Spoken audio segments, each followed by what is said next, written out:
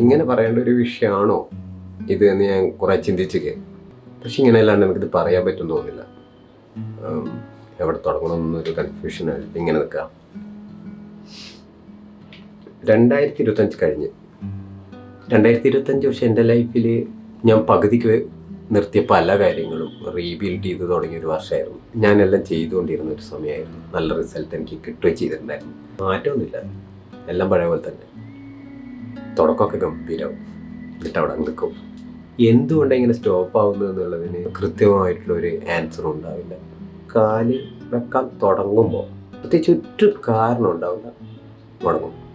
എവിടെ തുടങ്ങിയാലും block block block block block block, അവസാനം നിർത്തും.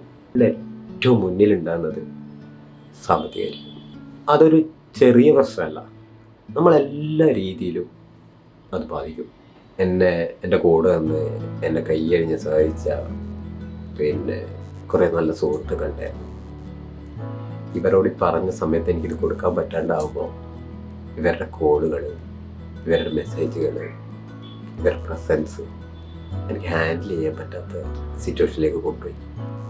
എനിക്ക് ഇവരുടെ കോൾ എടുക്കാൻ പറ്റാണ്ട് ഇവരൊക്കെ കാര്യം പറഞ്ഞ് മനസ്സിലാക്കാൻ പറ്റും എന്നൊക്കെ എനിക്കറിയാം. പക്ഷേ എന്നാൽ പോലും എനിക്ക് എന്ത് ചെയ്യാൻ പറ്റില്ല, ഇവരെ കോൾ എടുക്കാൻ പറ്റാതെയായി, അല്ലെങ്കിൽ മെസ്സേജിൽ റിപ്ലൈ കൊടുക്കാൻ പറ്റായി. ഈ കണക്ഷനിൽ വേറെ കോളുകൾ എനിക്ക് അറ്റൻഡ് ചെയ്യാൻ പറ്റാണ്ടായി, വർക്കിൽ ഫോക്കസ് ചെയ്യാൻ പറ്റാതായി. ഞാൻ നേരത്തെ പറഞ്ഞില്ലേ, തുടങ്ങി വെച്ച പല കാര്യങ്ങളും പകുതിക്ക് നിന്നുപോയി. പകുതിക്ക് നിന്ന് പറഞ്ഞാൽ പൂർണ്ണമായി സ്റ്റോപ്പ് ചെയ്തതുകൊണ്ട് ശീലമായി. ഓൾമോസ്റ്റ് ഇതിൻ്റെയൊക്കെ അവസാനമായപ്പോഴേക്കും ഞാൻ തന്നെ ചിന്തിച്ചു തുടങ്ങി, എങ്ങനെയാണ് ഇനി എൻ്റെ പരിപാടികൾ. ഇങ്ങനെ നടന്നാൽ ശരിയാവില്ലല്ലോ, ഇതൊക്കെ തീർക്കണ്ടേ. 2025 അവസാനമാകുമ്പോഴേക്കും എൻ്റെ സിറ്റുവേഷൻ അതായിരുന്നു. 26 ഞാനത് തിരുത്തും. അത്രയും കോൺഫിഡൻസിലാണ് തുടങ്ങി വെച്ചത്. ഓരോന്നും ഞാൻ ചെയ്തു തുടങ്ങും. നന്ദി പറയേണ്ട ഒരുപാട് ആൾക്കാരുണ്ട്.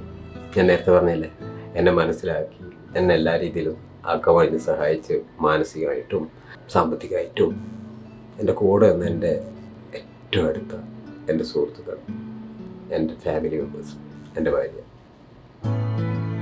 അമ്മു. Thank you. 2026 എല്ലാവർക്കും നല്ലതാവട്ടെ.